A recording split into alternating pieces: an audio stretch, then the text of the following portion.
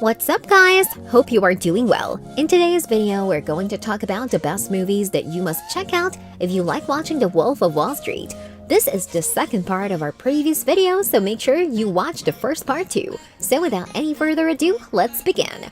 Boiler Room 2000. Long before The Wolf of Wall Street made it into theaters, another sharp crime thriller movie provided viewers a look at the dark side of Wall Street. Boiler Room may not have the fun of Scorsese's film, but it's still a fun thriller chronicling the rise and fall of Giovanni Ribis's Seth, a college dropout who joins a brokerage company with ambitions of getting rich fast only to realize it comes at a cost.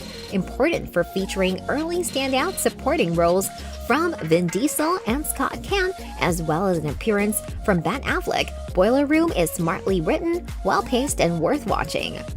Glengarry Glen Ross, 1992. Adapted from David Mamet's Pulitzer Prize-winning play of the same name, Glengarry Glen Ross is one of the most underrated films of the 1990s, bragging a star cast which includes Jack Lemmon, Al Pacino, Ed Harris, Kevin Spacey, and scene-stealing cameo from Alec Baldwin. It's clearly among the most striking depictions of the cutthroat world of business and an excellent companion piece to The Wolf of Wall Street. Set in the offices of a real estate company, it chronicles the efforts of four salesmen desperately trying to cut deals after knowing that two of them will be released later in the same week. Goodfellas 1990. The style of editing that Scorsese had developed with his longtime creative collaborator, Thelma Schoonmaker, was already extremely popular and well-respected by the moment when Goodfellas came out. However, this true crime film expanded into the blisteringly energetic format that was used again in The Wolf of Wall Street and imitated in so many other films. Following the illegal career of popular former mobster Henry Hill, the film created what is almost its own genre at this point, taking Scorsese's humanization of the most insensitive characters imaginable and relating it to a non-linear story of a sprawling historical epic. War Dogs 2016. Prior to The Wolf of Wall Street, Jonah Hill was mostly known for his work on teen comedies like Superbad, but he expressed mysterious depths to his skills along with DiCaprio and began to do so in War Dogs. Paired along with the often watchable Miles Teller, Hill plays a frame, a businessman who assures his childhood friend to do an agreement with him as an arms dealer. But while things drive to plan, the pair soon discover themselves out of their depth after securing a $300 million deal to supply Afghan forces. This is the only one of the many crime dramas inspired by the style of Goodfellas. The Founder 2016. The Founder concentrates on the real-life exploits of Ray Kroc, a struggling salesman who finds out and sets about turning McDonald's into the most massive fast food restaurant chain in the world, starring a powerhouse performance from Michael Keaton as Kroc, as well as amazing supporting turns from Nick Offerman and John Carroll Lynch as the naive pairing of Richard and Maurice McDonald. The Founder might not have the same bold approach or the colorful language of The Wolf of Wall Street, but it continues to be a stunning exploration of the dark side of the American dream.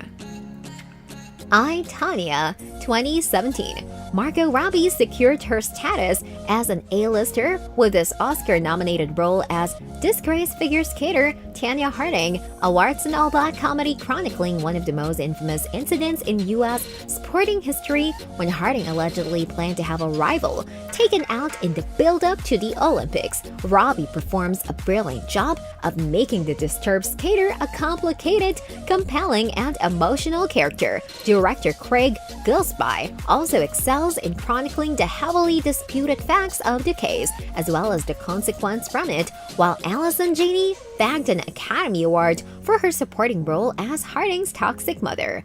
Wall Street 1987, the movie that inspired Jordan Belfort and many others to follow a career on Wall Street. Oliver Stone's film offers an interesting look at the archetypal portrait of 1980s success, while the action pursues the exploits of Charlie Sheen's junior stockbroker. But Wall Street belongs to Michael Douglas. He grabbed the Best Actor Oscar for his performance as Gordon Gekko, but shady boss whose eagerness to do whatever it takes to turn a profit proves his undoing.